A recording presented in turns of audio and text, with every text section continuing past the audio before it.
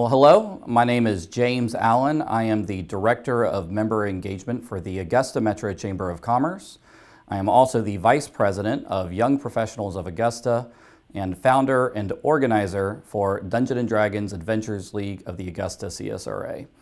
And I am here today to speak with you, and not just speak with you, but to read with you this wonderful book, The Storybook Night, for Even Dragons Love a Good Story, by Helen Docherty and Thomas Docherty, and author and illustrated by Snatch a Book.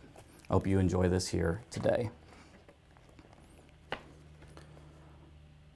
Leo was a gentle knight in thought and word and deed. While other knights liked fighting, Leo liked to sit and read.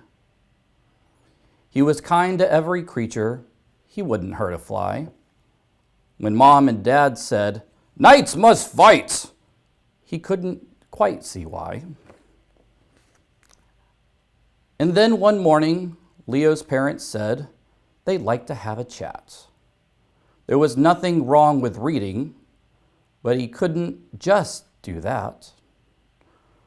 They'd seen an ad that morning in their favorite magazine. A dragon needed taming. Leo wasn't very keen. "Nonsense, you'll enjoy it. It'll stop you getting bored. In case the dragon's scary, here's a brand new shield and sword." Leo packed some sandwiches and lots of books, of course. Then, with a sigh, he saddled up Old Ned, his faithful horse. He hadn't traveled far, though the sun had risen high, when suddenly a fearsome creature swooped down from the sky. It had a lion's body, it had an eagle's wing.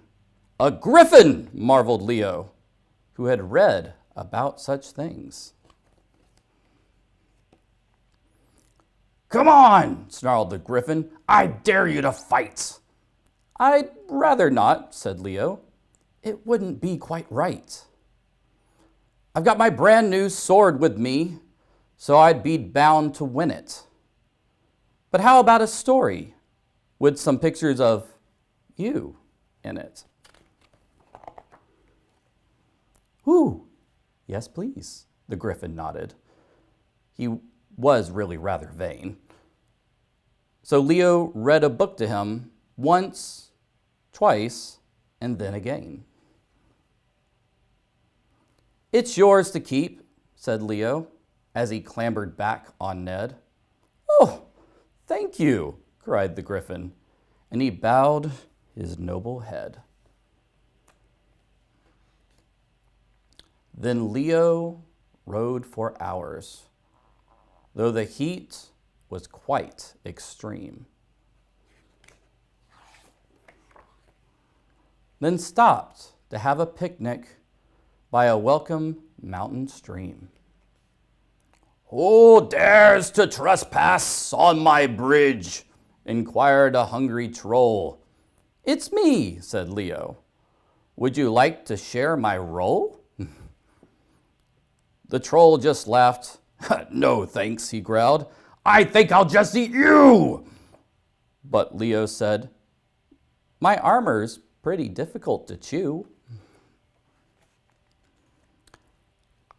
"I've got a brilliant book, though, if you'll hang on just a minute.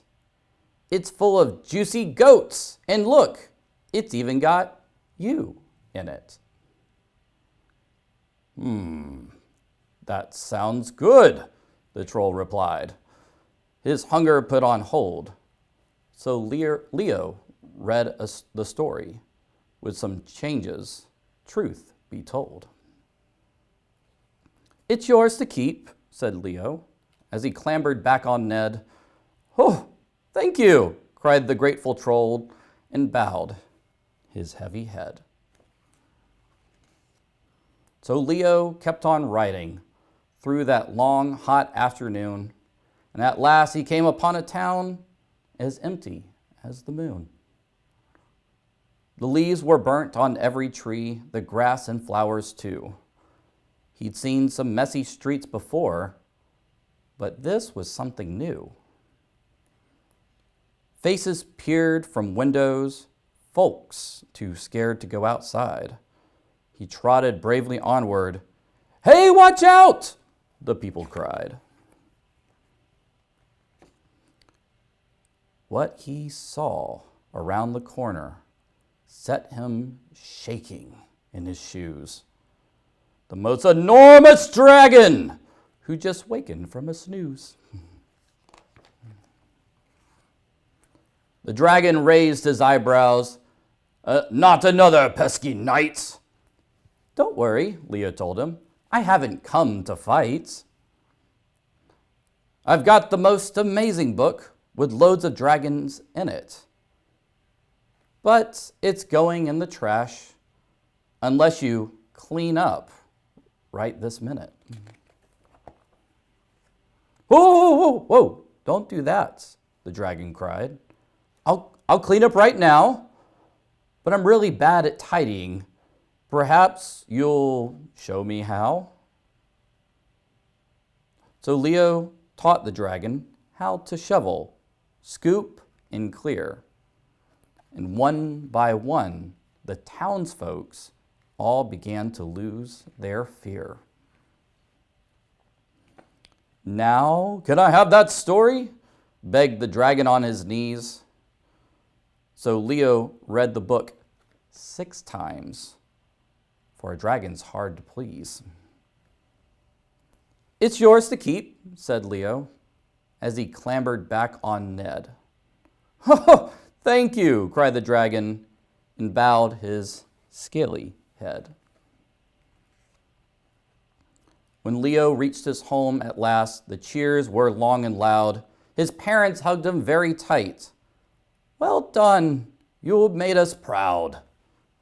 And now Leo's a hero. His parents have agreed. He doesn't have to fight at all. He's left in peace to read. The end. This is apparently also for Helen's dad, Garth, another gentle knight, and for our very own Leo, and also for Wilf, Felix, Lori, Jack, Max, and Edward.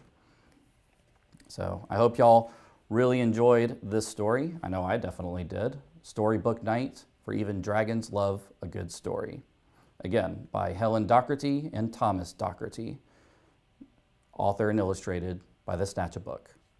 Thank y'all for having me here today.